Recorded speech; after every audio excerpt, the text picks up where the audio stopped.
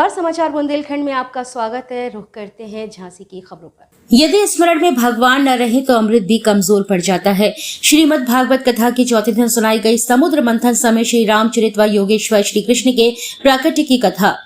अखंड परमधाम सेवा समिति के तत्वाधान में आयोजित श्रीमद् भागवत कथा के चतुर्थ दिवस महामंडलेश्वर स्वामी ज्योतिर्मयानंद ने श्रीमद् भागवत कथा में जड़ भरत चरित्र, समुद्र मंथन, प्रहलाद चरित्र, मर्यादा पुरुषोत्तम श्री राम चरित्र व अंत में योग योगेश्वर श्री कृष्ण के अवतरण की कथा को विस्तार के साथ सुनाया।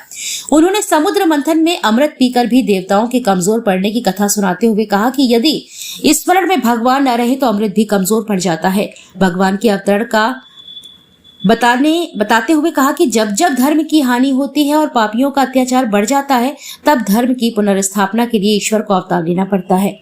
कथा व्यास महामंडलेश्वर स्वामी ज्योतिर्मयानंद ने श्रीमद् भागवत कथा का रसास्वादन कराते हुए बताया कि भगवान कहते हैं कि मैं केवल मंदिरों में ही निवास नहीं करता हूँ, बल्कि मैं तो भक्त के हृदय में, उसके भाव में निवास करता हूँ। मुझे किसी महंगे और सस्ते प्रसाद व चढ़ावे से कोई लेना देना नहीं है। मैं तो केवल भाव का ही भूखा हूँ।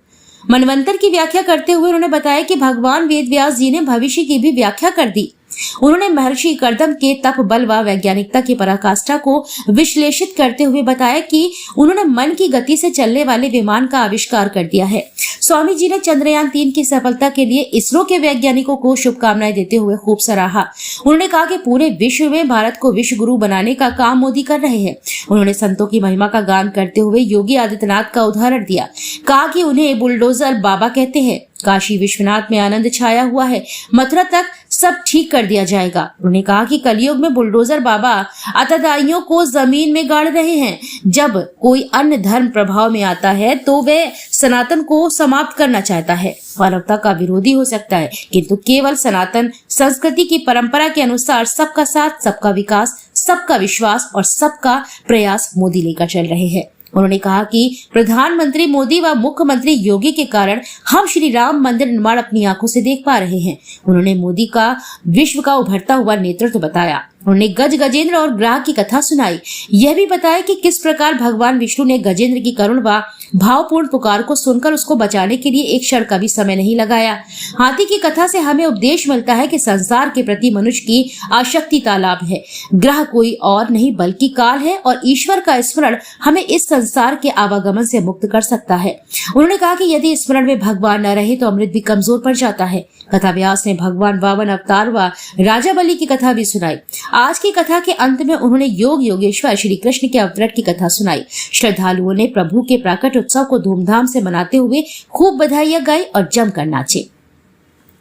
इस अवसर पर आयोजन समिति के अध्यक्ष अनूप अग्रवाल, महामंत्री पुनीत अग्रवाल, पूर्व महापौर रामतीर्थ सिंगर, श्रीमती ममता अग्रवाल, सुरेश गुप्ता, भरत भट्टा, डॉक्टर राजकुमार व्यास, श्रीमती उमा व्यास, आरती सोनी, श्रीमती मधु गुप्ता, श्रीमती माधुरी, ओम प्रकाश शर्मा, परीक्षित, यश, दीप निरंजन, सिद्धनाथ टंडन, राम नारायण शर्मा, इंदु अरोरा, अवधेश पाठक, अरुण अग्रवाल, विनोद भट्टा आदि उपस्थित रहे।